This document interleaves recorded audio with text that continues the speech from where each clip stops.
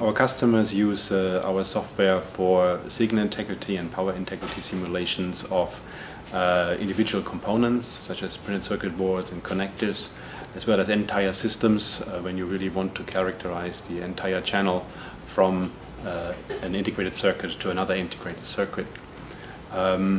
It will be particularly interesting when the 3D aspects of the channel become important, which is the case for very high-speed communication.